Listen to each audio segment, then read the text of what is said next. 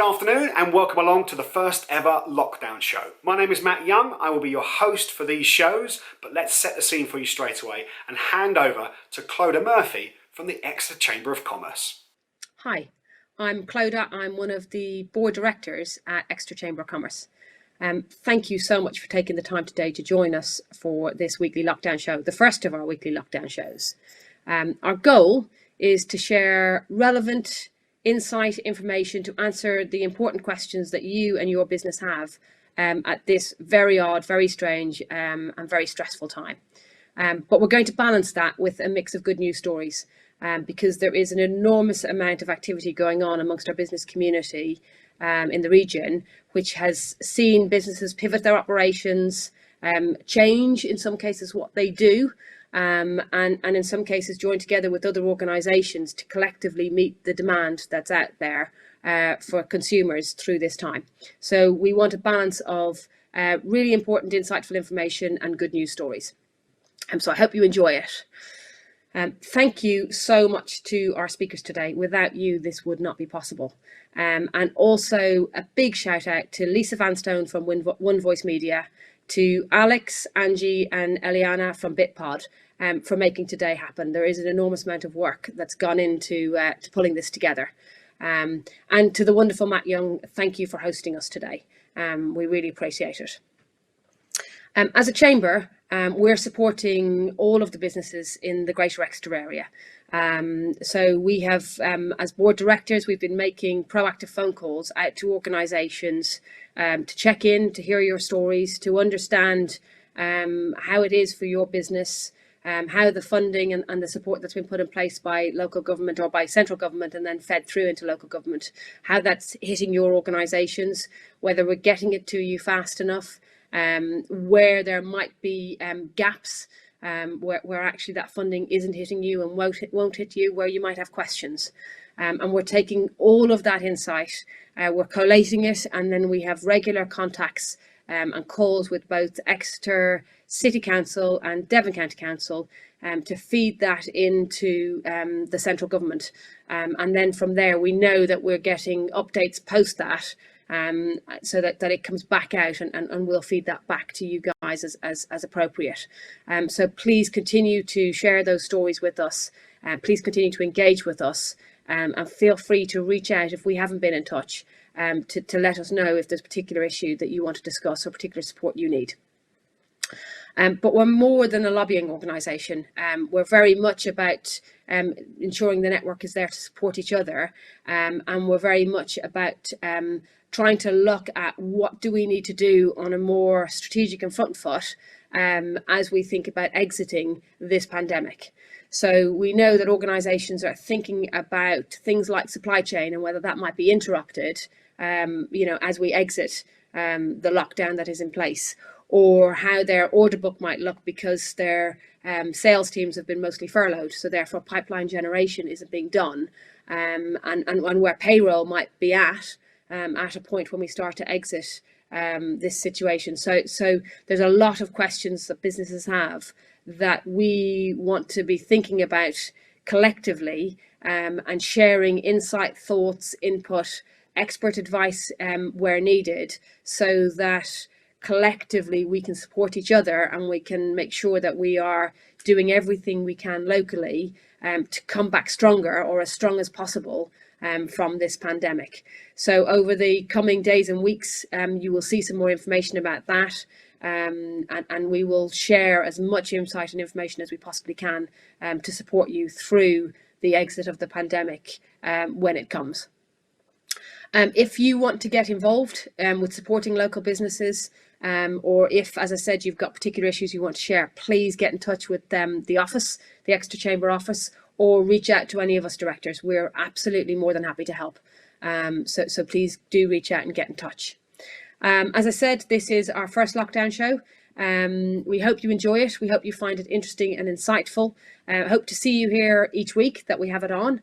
But probably more importantly, hope we get back to business as usual swiftly and safely, and that we see each other out and about in the streets very soon. Enjoy today. Thank you. Fantastic. Thank you very much indeed, Clodagh. That's a brilliant summary of what this lockdown show is going to be about for you every single week. Right, on with the show then. Let's speak now to our next guest. He is Jon Dunkley. He is a partner at Wollens Solicitors and he heads up the Specialist Employment Department. Jon, thanks very much for joining us today. It's a pleasure. So my first question for you today then, Jon, is how is the government protecting not only the employers but the employees during this coronavirus pandemic? Well, the government set up something called the Coronavirus Job Protection Scheme, and that effectively allows employers to furlough staff. Furlough is a new word to employment lawyers and most of us. Effectively, staff are laid off on typically 80% of their salary, although it can be 100%. And they are not required to work. And the government then recoups that by way of a grant, and the employer is required to make an application for that grant. Unfortunately, no money is likely to come through until at least the end of April, but at least that money will come back. It applies to employees and workers as well, so even your casual staff can be furloughed. It only applies to staff that were on your payroll from the 1st of March this year. And you've got to furlough people for a minimum of 3 weeks. All right, that means that you can swap employees over if they're on the furlough period. If you can't decide to select which employees to put on furlough, so you can share the burden. And it's likely to last for 3 months, at least as we're told at the moment. That's the government's intention, although the scheme might be extended if need be. Rather oddly, the government has said that employees can work elsewhere whilst they are furloughed. This was not anticipated, but that's an announcement that's been made this weekend. And that means that employees will effectively potentially get paid almost double their salary, half of which will be backed by the government, which I'm not entirely sure is what was intended from the outset, but that is the present position as I see it. Okay, excellent. Thanks very much. So do staff have to consent to being furloughed? Well, it depends very much upon whether they have a contract of employment that says that the employer can lay them off on reduced pay. Some employees have these provisions in their contracts, but some of them don't. If you don't, then you have to rely on the government's furlough scheme. And in order to do that, technically you need to get consent. Now, there are different ways of getting consent. One is that you can get an employee to sign a piece of paper to say that they agree to be furloughed. And another one is consent by acquiescence, effectively. So what happened when the government announced the furlough scheme is that many employers furloughed some or all of their employees, and they didn't get specific consent. However, that's probably going to be acceptable because most of the employees will have gone off, they will have not worked, and they will have accepted the 80% furlough payment or 100% furlough payment or whatever it was, and they're deemed to have acquiesced in that course of action. So it's not disastrous if you don't actually get any signature on a piece of paper saying that you consent. There is one further issue with furloughing as well, and that is that you have to select which employees you're going to furlough if you're not furloughing everybody. It's an important point. So if you're only furloughing, say, half of your staff, you need to select which employees you will furlough on objective and non-discriminatory grounds. If you don't go through that procedure, then I'm not saying you will, but you could risk employees bringing claims in the future for unfair selection for the furlough process. Okay, fantastic, thank you. So how is holiday pay being dealt with underneath this furlough scheme? Well, the odd thing is that it's not actually dealt with under the furlough scheme. The government scheme is silent on holiday pay for most parts. So the general principle is that employment law rules on holiday pay and also contractual rules in contracts of employment and holiday policies will still apply. So the first step is to dig out your contracts of employment and your holiday policies and see what you're obliged to pay. All right. And now in many cases, in fact, in all cases, employees will continue to accrue holiday during the furlough period. The question is, can you make them take it during the furlough period? Now, that is a separate issue. Out of an abundance of caution, you probably should allow furloughed employees to accrue holiday pay during the period and then to take it afterwards. But if you are strapped for cash, and particularly if employees have already booked holidays, you might insist that they take certainly the bank holidays that will occur in the next few weeks, and also any holiday they've already booked but might have been cancelled due to cancelled flights, to be taken, even though they might put some pressure on you to try and cancel that holiday and take it at a future date. It's a risk that businesses will have to assess, and we can advise them on how to minimise those risks. But unfortunately, there's no definitive answers, because the furlough scheme isn't actually enshrined in legislation. It's based upon government policy. If employees have not been able to take holiday pay as a result of being furloughed, and it's going to be difficult for them to take it in the current holiday year for the firm, then the government has introduced a statutory provision whereby employees can carry over holiday pay into the next 2 holiday years. But there is a slight caveat to that, and that is that the law also requires employees to take holiday within the holiday year usually. So they will certainly be required to use up that holiday fairly promptly. And I would have thought the carryover to any more than is absolutely necessary, and certainly for any more than the first holiday year, is probably not something that employers will want to do. Okay, so what if employees can't work because they're sick or self-isolating? Okay, well, there are a number of scenarios here. And obviously, if employees are sick, they are entitled to either contractual sick pay under their contracts of employment, if you offer contractual sick pay, or statutory sick pay if there is no contractual sick pay or if it's expired, assuming they comply with the terms of the statutory sick pay scheme. Now, the government has extended the rules on statutory sick pay recently so that there are no longer the 3-day waiting period before employees can claim statutory sick pay. So that's an important change. They've also allowed employees that are self-isolating for up to 14 days to claim statutory sick pay. And that can be self-isolating for a number of reasons. It might be that they're caring for themselves or for a dependent, for instance. If employees are at particular risk, for instance, they've got an underlying health condition, and it would be dangerous for them to be in the workplace, then what they need to do is either contact their GP, but more likely contact the 111 NHS service.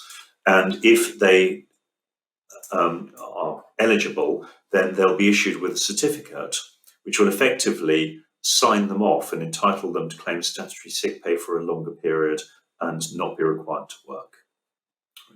There is one further point, and that is if employees are furloughed, then if they then become sick during the furlough period, it's unlikely that they will then want to try and claim statutory sick pay. So you'll probably just continue to pay them under the furlough scheme. Okay, but it might be good to know, do I have to furlough staff, or are there any other alternatives available to me? You absolutely don't have to furlough staff, and in fact, many employers in the care sector and anything to do with care or the NHS or providing essential services will have an absolute need to have as many employees working as they possibly can at the moment. So the furlough scheme is definitely not compulsory. It's simply another option for employees to avail themselves of at this difficult time. Having said that, many employees will be in a situation where they will need to consider furloughing some or all of their staff and recoup the government grant for doing that. Final one for you today then. There might be some confusion over this, but does the furlough scheme now replace redundancies? Right, the furlough scheme is entirely separate to redundancy. So the aim of the furlough scheme is to try and help employers and employees to keep jobs in the job market and to keep business running. And many employers will avail themselves of the furlough scheme for some or all of their staff. Having said that, the furlough scheme is only currently due to run until the end of May. We don't know what the economy will be like at the end of May. We don't know within our particular businesses what demand will be. Some people have a better idea than others. Some people might actually increase sales and demand for their products, etc. And there might be no question of redundancy. So furlough is simply a temporary measure. However, if you know that you are going to have a reduced need for employees at the end of the furlough scheme, then employers need to consider now who they're likely to need to make redundant. They'll need to select them based upon objective and non-discriminatory criteria. And they can't do that at the end of May. They'll need to think about that beforehand. If employees are not selected properly and fairly, then employers are opening themselves up to numerous claims for unfair selection for redundancy and various other types of claims, potentially discrimination claims. So it's more of an acute problem for businesses that potentially might need to lose 20 plus employees, because in those circumstances, you have a statutory obligation to go to the Secretary of State to tell them that you're going to make potentially more than 19 redundancies, but also you have to go through a 30-day consultation period. And clearly, if you wait till right at the end of May and then have to go through a 30-day consultation period and then have to pay employees notice pay, you're going to be in great difficulty. So it's something that employers really need to consider now to see whether they'll be caught by these rules and act now, even if it means that they're not going to implement redundancies until near the end of May. Jon, that's fantastic. Really comprehensive. Thank you very much indeed for your time today. We appreciate all your help. No, it's a pleasure. Happy to help. So next up then, on the Lockdown Show, we are joined by Liz O'Driscoll. She is the MD of Exeter City Futures. Now Liz is here to tell us today about how they plan to turn Exeter into a carbon neutral city by the year 2030, just 10 years away. Liz is now going to give us an overview of that and how we as local businesses can work with Exeter City Futures to achieve this ambitious target. Exeter City Council have declared a climate emergency and made the commitment to make Exeter carbon neutral or net zero carbon city by 2030. This is an incredibly ambitious target. It's aligned to the vision for the city. It has the potential to make an enormous contribution, not just to the planet, but to all of the people that live in the city. Recognising the scale of this challenge, Exeter City Futures were asked by the City Council to work with people and businesses from across Exeter to pull together a shared plan for the delivery of net zero carbon Exeter ambition. And at the start of this year, we put out a blueprint for Net Zero Exeter with the aim of stimulating a conversation across the city about what a carbon neutral Exeter might look like. We have worked with a range of partners, delivering a number of events across the city, involving businesses, politicians, communities, and really inviting people to come together to discuss the need for change and to share their thoughts on the challenges and the barriers and areas of hope and concern that they may have as the city undertakes this 10-year journey. All of these responses have been gathered together to form the Net Zero Exeter plan, which we have this week delivered to Exeter City Council. And this is a big deal for the city. It's a very important plan, and despite the unprecedented developments with the coronavirus, Exeter's determination to be carbon neutral remains of absolute paramount importance. And we've been able to keep a collective focus on the future, even though actually for many of us the here and now is really so consuming. So the release of this document marks the start of a really exciting journey for the city. The plan has been 4 years in the making, and hundreds of businesses and individuals have engaged with us to set out the action plan for the carbon neutral city, to make it carbon neutral, to make sure it stays carbon neutral, but also to ensure it remains one of the best places to live in the UK. And the plan is built on the understanding that everyone across Exeter has a role to play. This really isn't something that can be delivered by any city and any single organisation alone. It's the first iteration of the plan. It's intended to be in constant review. We are looking to refresh the document towards the end of the year to reflect on the position of the city as a result of COVID-19, and then annually as the city begins to mobilise projects and activities that feed into the carbon neutral ambitions. So the plan is available from the Exeter City Futures website. It sets out a series of practical actions that local authorities, organisations and even individuals can take. There are associated cost savings, carbon savings even, and costs, all of which we'll need to put in place in order to become net zero carbon. And hundreds of thousands of tonnes of carbon savings have been highlighted in the document. And just to pick one or two, if residents and schools were to adopt sustainable food habits, like promoting plant-based options, we could actually save 500 tonnes of carbon a year. And making key areas across the city free from non-essential motorised vehicles could save over 1,000 tonnes of carbon every year. But we do have to be realistic. There are big changes, there are huge changes in fact required to achieve net zero Exeter, and understandably these might not be on top of the priority list at the moment. And I think Exeter City Futures has a duty really to explore and learn how people are viewing the plan in light of the current climate. And the coming months represent an opportunity for people to pause and reflect on how the learnings from this crisis could filter through into the way we restart our lives.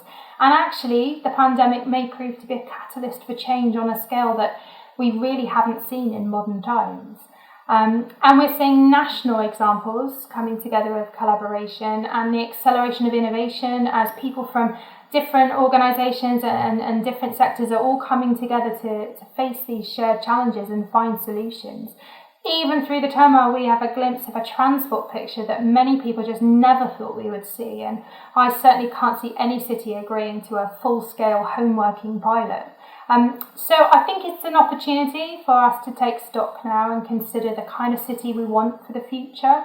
What kind of transport do we need? How do we get the best out of what we've already got? And actually, should we think about locking in some of the changes that we're already making? So, in summary, I think the document is now more relevant than ever. It's one of the reasons why we've released it right now, even amidst the pandemic. And I think that actioning to us is going to be delayed as organisations and individuals deal with the continuing impact. But it is forcing us to reassess our lifestyles and change the way we work. And we do have an opportunity now to take these learnings and turn them into creative, positive and practical action for when we're ready to return to some sense of normality. Absolutely. I think the world is going to be a very different place post-coronavirus. Liz, thank you very much indeed for your update about Exeter City Futures plans for making Exeter City a carbon neutral city in 10 years' time. Right, let's move from the city now out to the council, and we're joined now by Kerry Denton. She is the Head of Economy, Enterprise and Skills at Devon County Council and is here to tell us about how the effect, or what the effect of COVID-19 is going to be on our region. Welcome along to the show today, Kerry. Delighted, very happy to do it. So let's get right down to it. Kerry, what do you think the potential financial impact is going to be on our region? It's actually quite hard to answer given that we're in a lockdown position currently. We don't know the duration of that and how long social distancing will last for. However, the County Council has looked at some economic impact assessment in response to government's request. The Devon Economy has been red rated by a local economies advisory panel, which is a cross-departmental panel within government. And quite startlingly, that economic assessment shows that we could be facing as many as 123,000 job losses and a reduction in our gross value added productivity measure of about 12%, which equates to £2 billion of lost income for that economy. Now, that is without any mitigations, so hopefully the package of support that's being offered to businesses would alleviate some of that, so the consequences may not be as severe. But as I said earlier, without the knowing of the duration of the impact, it's quite hard to give a real assessment. Even if we saw 30% only of that model being accurate, that would still place us in a position where the impact would be greater than what we experienced during the recession between 2008 and 2011. We're seeing some significant redundancies across the hospitality sector, tourism, supply chains, also engineering and construction. Real-time data is hard to get, but our current intelligence would suggest we've peaked over 2,000 redundancies. And we're also seeing an 8-fold increase in universal claimant counts within our job centres. We think the spike relates largely due to self-employment. We have above average self-employed people across our economy, and currently the package of support from government doesn't kick in until June. So that's given us some significant concerns. So as you can see, the impact is already real, being felt across our communities, across our businesses. But as I said, until we have more details on the duration of what we're facing, the true impact is not really easy to identify. Thanks, Kerry.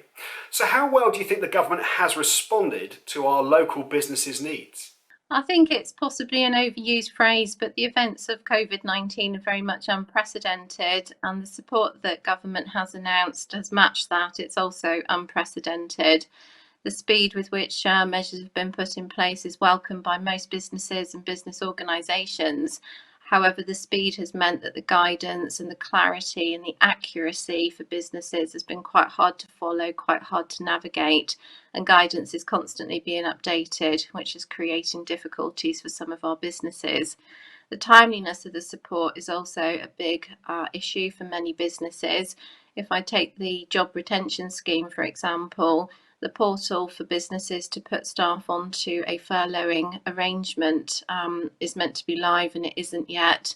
And then there is no certainty when businesses would receive the 80% of those salary costs being met by government, which has created some significant cash flow difficulties.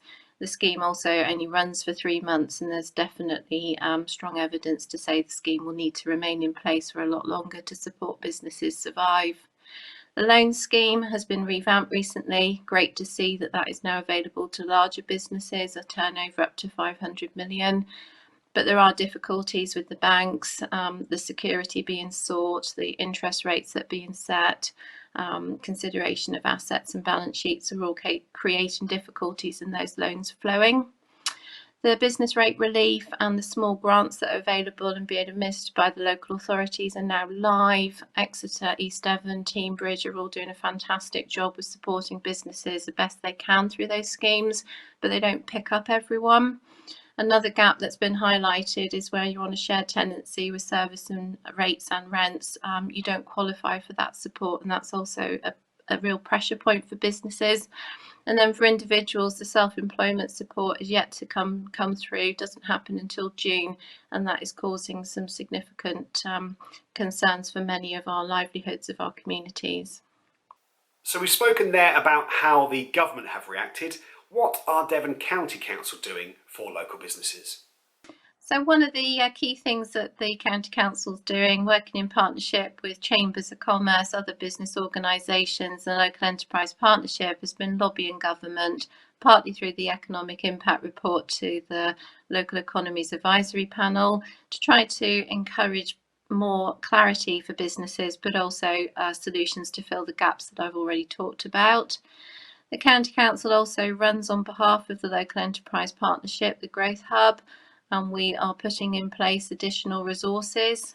The LEP has just made an announcement to that effect, so we've got money in advance of them receiving grants through from government to put in more advisory capacity, and that will be tailored to individual business needs rather than a set suite and menu of opportunities, and that is to reflect the complexity and the changing needs that we're seeing from businesses that are coming through the Growth Hub.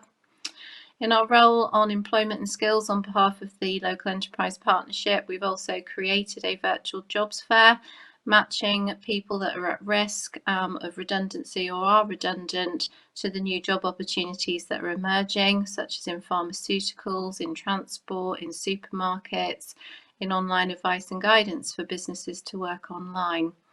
We've also improved our payment terms. We now do payments for any contractors that we work with within 5 days to help ease cash flow problems for businesses. We're working with district colleagues to continue with planning to help prepare for the recovery. We've increased our budgets for our care providers and asked for those to be passed on directly to benefit care workers and care staff. And we're also working with the Digital Skills Partnership to put e-commerce and online webinars together to help businesses diversify. That's probably quite relevant for the retail sector and hospitality sector, to think about how to reach customers differently and to diversify their businesses.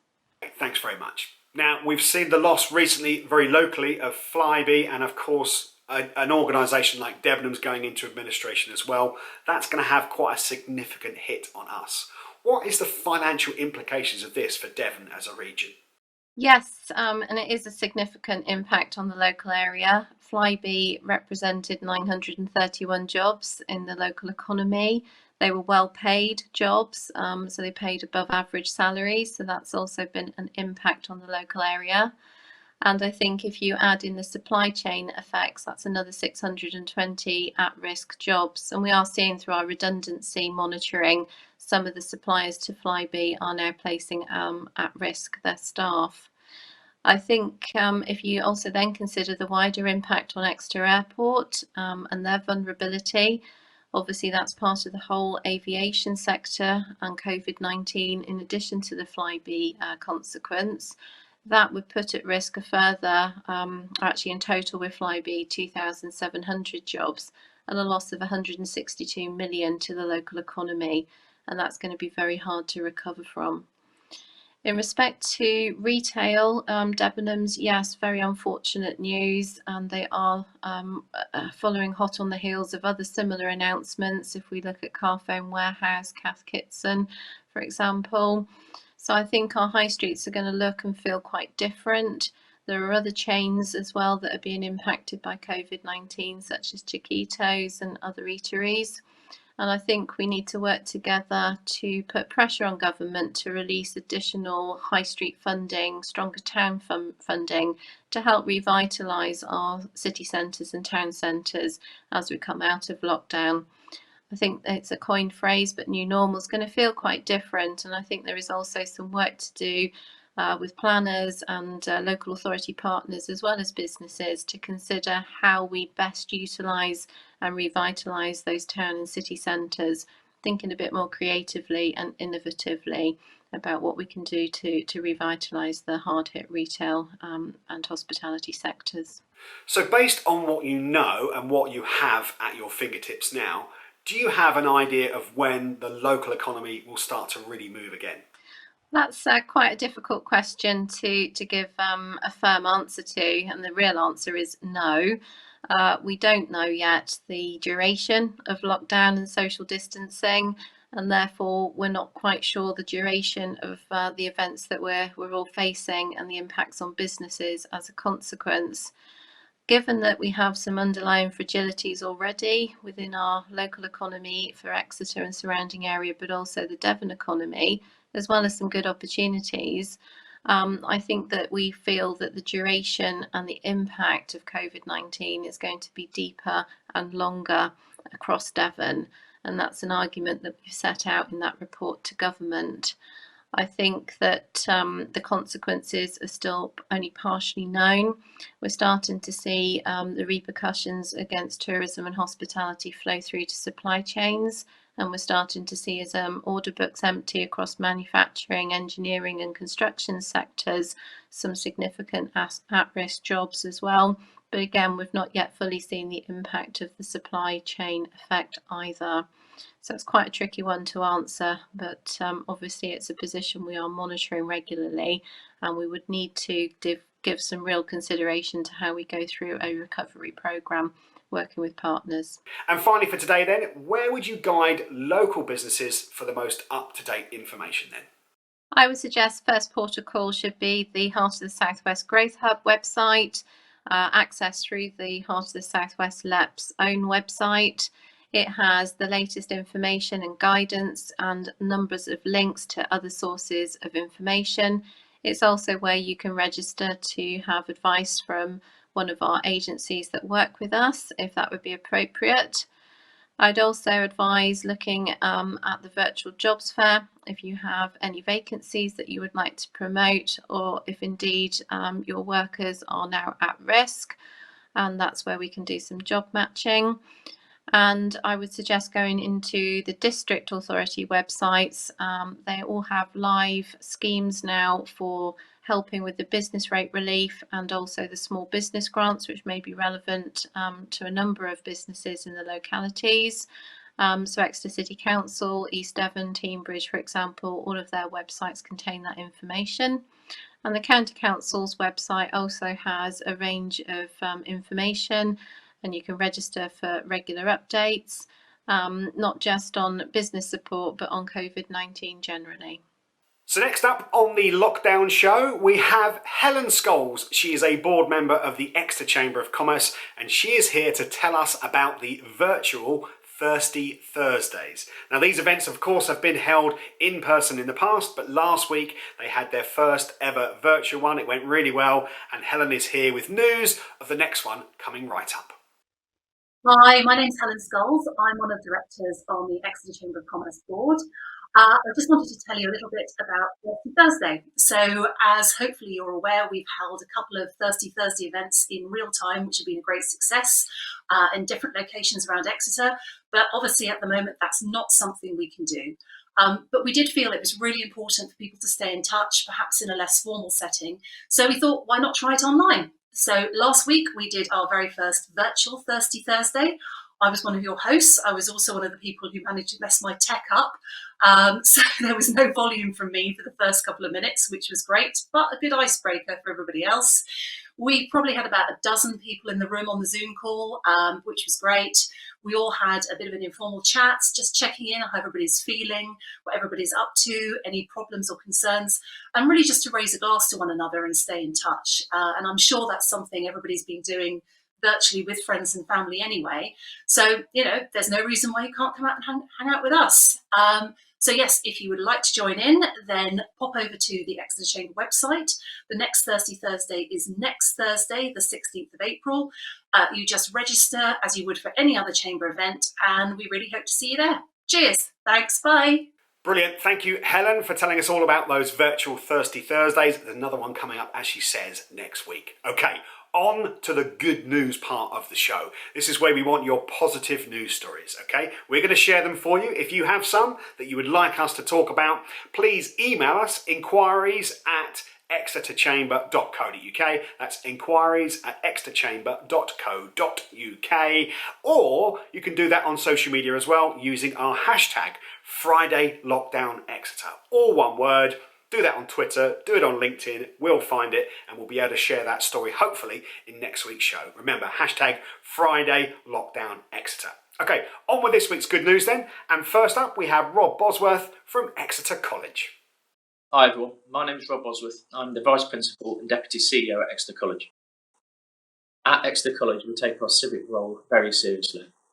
And like everyone at the minute, we're trying to do our bit to support the community. In addition to donating over 300 pairs of protective goggles, thousands of aprons and gloves, 3D printing adjustable headbands and face shields, we've decided to open up our Clock Tower Hotel with 22 rooms to support key workers and frontline staff. I'm delighted to say we've already taken our first inquiry of a nurse that is living in Australia, needs to travel back to work in Exeter and needs to self-isolate for 14 days. If you feel you may benefit from this service, please do get in contact with the NHS response team or the RD&E volunteer team. All of the details are also on our website under featured news. May I also take this opportunity on behalf of Exeter College of thanking all of our staff, but also all the frontline staff that are risking their lives on a day-to-day basis. I hope this is a small gesture to show that although we are physically not standing next to you, we are all in this together. You are not alone. Thank you. Hi, my name's Jeff Revel. I'm from Crowdthink, and we had to respond quickly to the current crisis as we have a digital platform for connecting people in places called The Crowd, spelled with a K, and not many of them around right now. So we've adapted it in two ways. First, we created a community version of the platform for connecting communities together. It's a free platform, and the key about it is it's private by design. So we don't collect any phone numbers, location information, tracking information, or anything else. It's purely a free engagement platform. We've then built on that to work with a local telecare company based in Exeter called Helpline. And with them and some psychologists and psychotherapists, we've put a proposal into the NHS to find ways to offer the anxious isolated in our communities a means to connect together and receive kind of a digital group therapy sessions and support to get them through this current crisis. Hi, it's Sarah from Bluegrass, and it's been incredible to see the amount of businesses across the southwest and specifically in Exeter that are reaching out and supporting each other through this really tough time. Here at Bluegrass, we knew we had a specific set of skills that was in great demand at the moment, as lots of businesses are relying on technology and moving out to remote working facilities and keeping their businesses online. We felt it was only right to share these skills out to local businesses to help them keep up and running. And the response that we've witnessed has been brilliant. And it just goes to show that we can help each other out, whether it's competition to you or not. Just reach out and support each other, and together we can get through this. Hi, I'm Detty from Exeter Phoenix. Whilst our building might be temporarily closed, we're not letting that get in the way of our commitment to bringing arts and culture to Exeter at this time. If you head over to our Facebook and website, you'll find details of our Front Room Phoenix events. This is our way of beaming culture and creativity straight to your sofa. So far, we've had things like tours of our exhibition, we've had a quiz, and we've had some Creative Hub socials. Still to come, we've got some interviews with filmmakers, theatre makers and artists. There'll be some creative challenges, activities and conversations for you to get involved with, and we'll also be streaming some events. So if you've exhausted everything that Netflix has to offer, Exeter Phoenix has you covered. The time is now. In response to the pandemic, Exeter Northcote has launched a new commission for South West artists who seek to engage our community with creative activity. There are 5 commissions, each at £1,000. The work can be in any format as long as people can engage with it remotely. And the important thing is that the project seeks to tackle some of the challenges of our time. This might be ways that we can support most vulnerable people.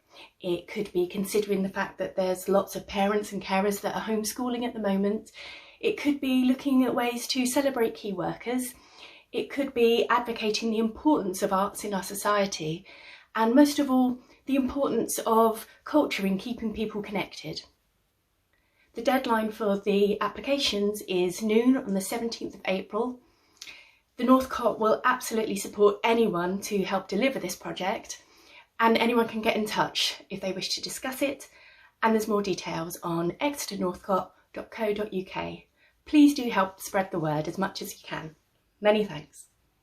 So there you go then. Lots of good news from around the Exeter area. It's great to see that sort of stuff coming in. Don't forget, if you want to submit something, do get in touch with us. Inquiries@exeterchamber.co.uk. Right, moving on then. We've also been looking at social media this week as well, checking out your posts and seeing the great and the good and what's going on out there. So have a look at some of these to see what you think of this. You can see here that the guys at Luminous have put out an urgent appeal about their protective face shields they've designed recently.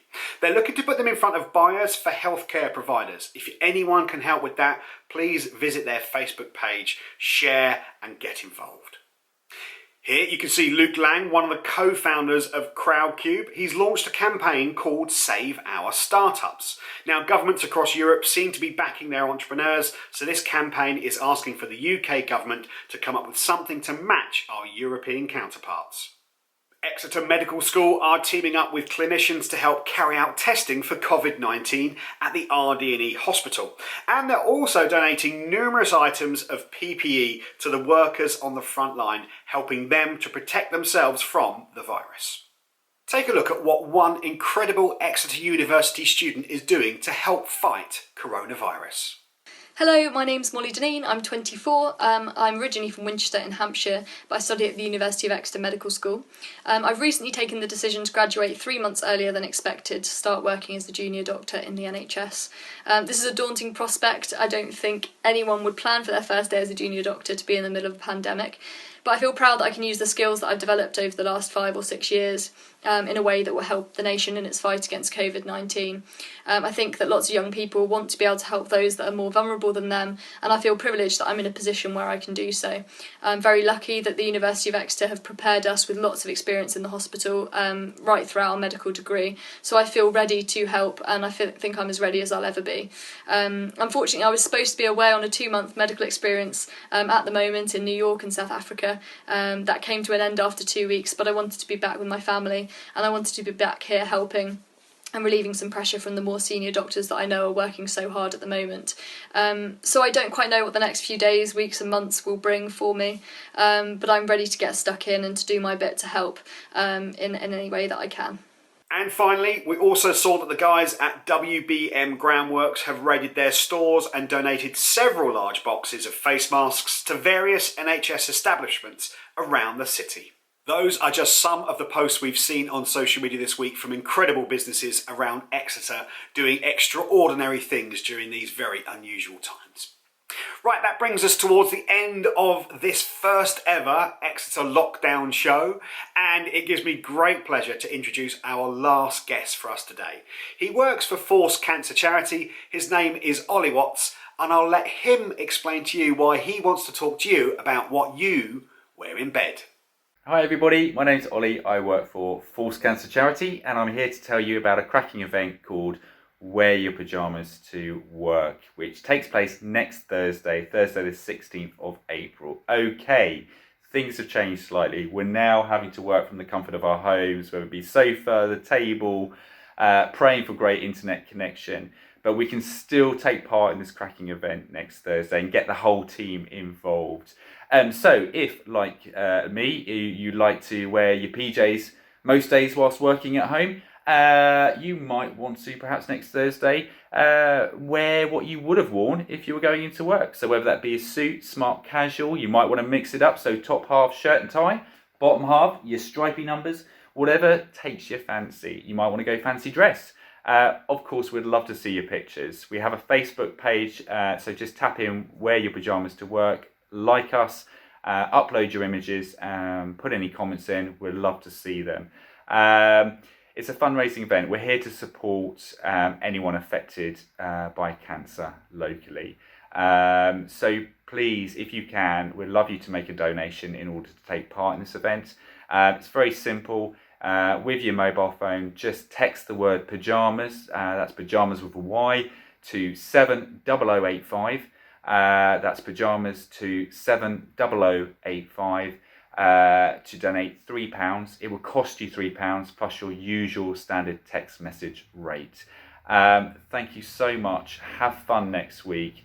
Love to see the pictures. It's a cracking event. Please get involved, and thank you so much for your support. So that's it. We are done and dusted for our first ever lockdown show. Thank you very much for joining us this Thursday afternoon. We'll be back in our usual slot of Friday afternoon. The only reason we went out on Thursday this week is because of the Easter weekend. So join us again next Friday, 2 o'clock, okay? If you have anything you'd like to put in that show, please email us, inquiries@exeterchamber.co.uk, or use that hashtag, FridayLockdownExeter. Hashtag Friday Lockdown Exeter. Do that on Twitter or on LinkedIn. We'll pick those up and be able to put them into next week's show for you.